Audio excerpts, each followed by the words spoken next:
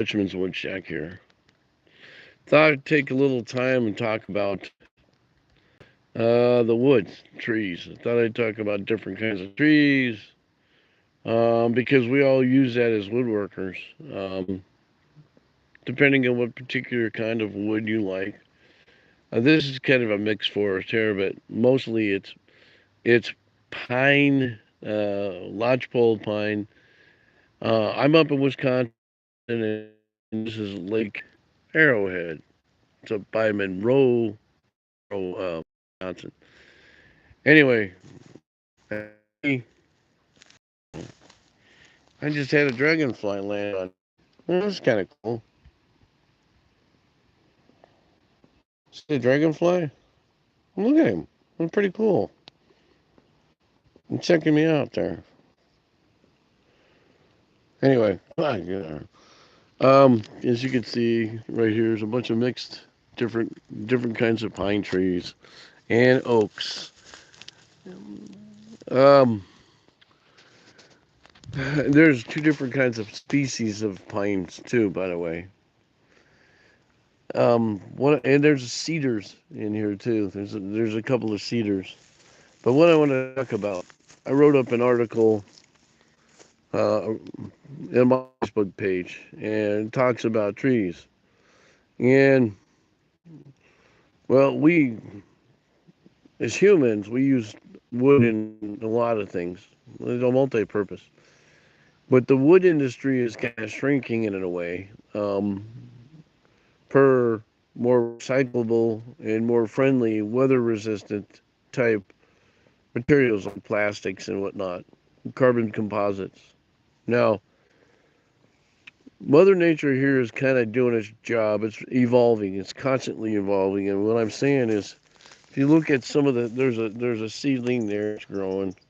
There's a bunch of oaks here growing. Um, the problem you have is trees are constantly recycling themselves. See this, like this tree right here. That's what they do. It's a good critter tree. There's a bunch of holes in it from woodpeckers and whatnot. And you can see right there, it's some trees have had it. It's some blight. Okay, so I guess the oaks around here has blight. I'm sitting there thinking about this. I have a number of years Forest Service, and I have my college education wrapped up around forestry. And so I know I have a lot of knowledge of different trees. There's always different trees out there. There's always a reason to study the environment. And I bring this up is because I do a lot of segmenting when I'm doing it or using whenever I do turning and using wood for bowls. I try to use recycled wood as much as I can. The reason being is I'm not cutting a tree down for a bowl. I mean, people tend to not realize there's not enough trees on the face of the planet to, I think, offset Mother Nature's way of saying we need to do something. And I'm not saying it's global warming, but think about this. A tree benefits everybody in every yard, every aspect of city, town, state, wherever. Because you've got a couple of things happening. One, it gives you shade. Two, it gives you nutrients. It sucks up the water and stuff, the humidity in the air. It actually helps with maybe a little bit of humidity, a little bit of rain. It feeds the ground.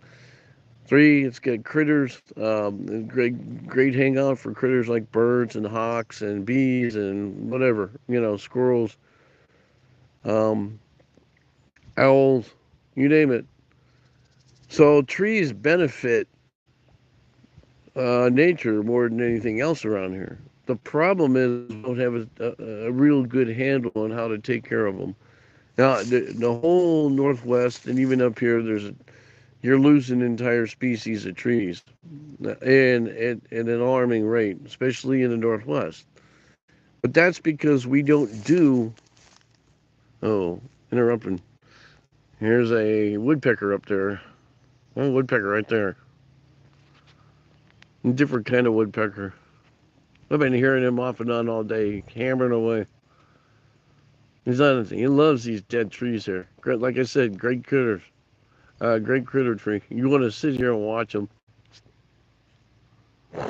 He knows I'm watching him. Anyway, as I was saying, it isn't just about woodworking to me. Every time I look at a piece of wood, I go, okay, I look at the grain. I look at how the tree is grown, how they cut it in a mill if I buy something myself from the mill. One of the biggest factors people understand is the way the wood is cut and some of the grain that you use on making things. I do that with my bowls. I'm constantly trying to figure out a way to make the grain outshine everything else on there. Not the finish so much as it is the bowl itself. Um, Again, I don't think we have enough trees on the face of the planet. I think if we had more trees, maybe global warming wouldn't be there. Maybe a lot more rain, especially in the west and the northwest. It used to be a common thing to when there was a fire goes through there, you replant trees. But because of the cost factor and the environmentalists say leave it alone, and that's a no-no there, especially when man wants to live in the woods. You got to take in consideration it needs your help. You can't just cut trees down and expect to have a nice looking house and not have an issue, especially when you're backed up in the woods. Fires, floods, earthquakes, whatever. So, like I said, here's a benefit right here. Where's he? If I can find him.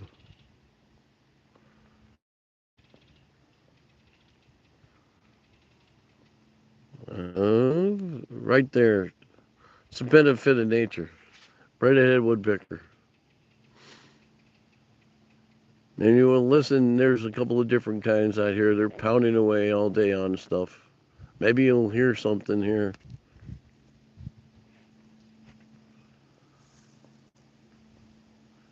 He might even have a nest in there. I don't know. Where'd he go? Anyway, Mother Nature is really fun to watch if you spend time. Like I said, someday stop, listen, look up in your tree. You might be surprised at what you can see up in your trees in your backyard or around your house or in your neighborhood. So that ends my 8 minute and 30-second video live from somewhere in Wisconsin. Remember now, this is the Dutchman's Wood Shack, and it isn't just about woodworking. It's going to be, I might change it to the Dutchman's, everything but woodworking. Huh. Take care. Have a great day. Thanks for watching the Dutchman's Wood Shack. Oh, yeah. If you want to add to this, go ahead. I would like to hear responses to anything I put on here.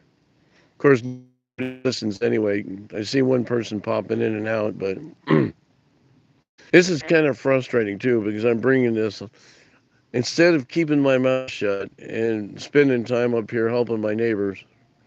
I'm talking to you. So, anyway, God bless. Have a great week.